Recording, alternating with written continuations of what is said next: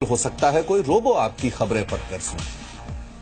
आज जो ये कैमरामैन यहां काम कर रहे हैं, हो सकता है कल इनकी जगह कोई रोबो ले ले। मैं, आप, हम सभी की नौकरियां पर संकट इसलिए है क्योंकि दुनिया नए इनोवेशन की तरफ शिफ्ट हो चुकी है।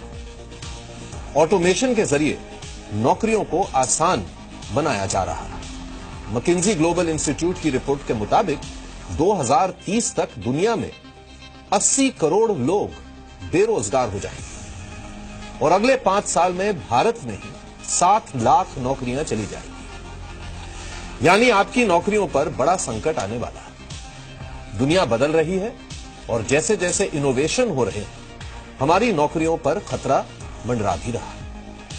लेकिन ये नौकरियां क्यों जाएंगी? क्या आप भी किसी ऐसे ही सेक्टर में जॉब करते हैं जिनमें ये नौकरियां जाने वाली हैं?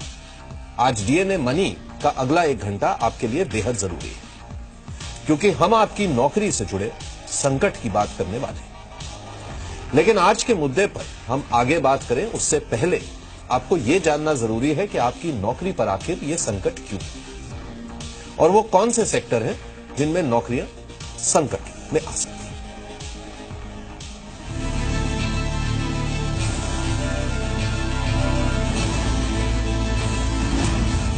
खतरे में है आपकी नौकरी। कौन चुराने वाला है आपकी नौकरी? इनोवेशन के दौर में आने वाला है संकट।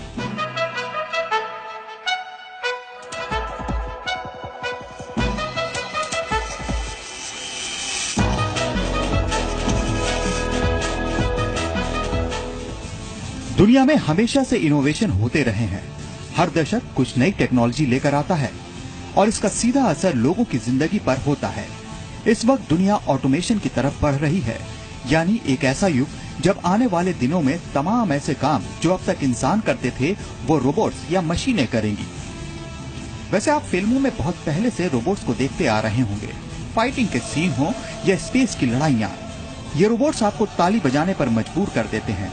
लेकिन अब इन्हीं रोबोट्स ने आपकी जिंदगी में दस्तक दे दी है और ये आपके लिए चुनौती बनने वाले हैं।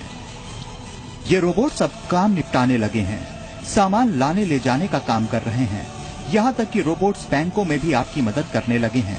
इन दिनों ये रोबोट जो काम कर रहे हैं उन्हें देखकर आपको हैरानी होगी। ये रोबोट्स कुछ इसी तरह से काम कर रहे हैं जैसे आप करते हैं, और जाहिर सी बात है जब काम मशीनों से होगा तो आपकी मुश्किल बढ़ेगी। आने वाले दिनों में ये रोबोट्स आपकी नौकरी भी छीन सकते हैं। ऐसे में जरूरी है कि ऑटोमेशन के इस दौर को आप ध्यान से समझें।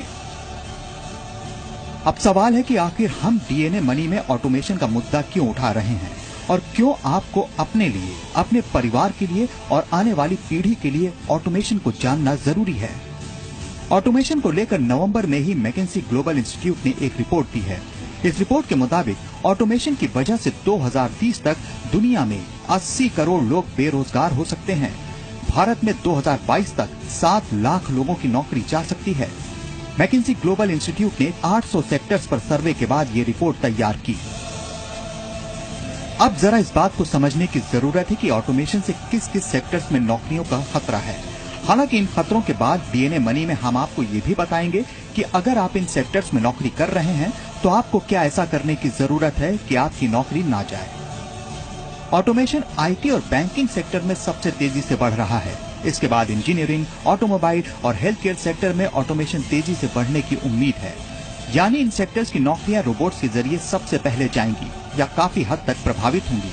Leading research company HFS research के मुताबिक 2016 में भारत में आईटी और बीपीओ सेक्टर में काम करने वालों की संख्या करीब 24 लाख थी, जबकि ऑटोमेशन आने के बाद 2022 तक ये संख्या करीब 17 लाख के आसपास तक सिमट सकती है।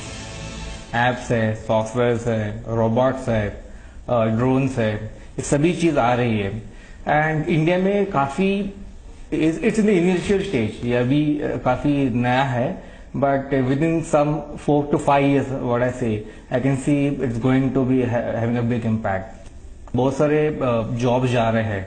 एंड एक रिपोर्ट है जो यूएस बेस्ड रिपोर्ट है, उनके हिसाब से आईटी जो लो स्किल जॉब है, कम से कम 64 लाख जॉब्स जाने का खतरा है बाय 2021। अब आता है अहम सवाल, अगर आने वाले कुछ सालों में ऑटोमेशन की वजह से आपकी नौकरी पर खतरा आता है तो आप अपनी नौकरी बचा कैसे सकते हैं? अपनी नौकरी बचाए रखने या नई नौकरी देखने के लिए आपका मल्टी स्किल और मल्टीटास्किंग होना जरूरी है। यानी आपको खुद को इस तरह तैयार करना होगा जिससे आप एक साथ कई काम कर सकें।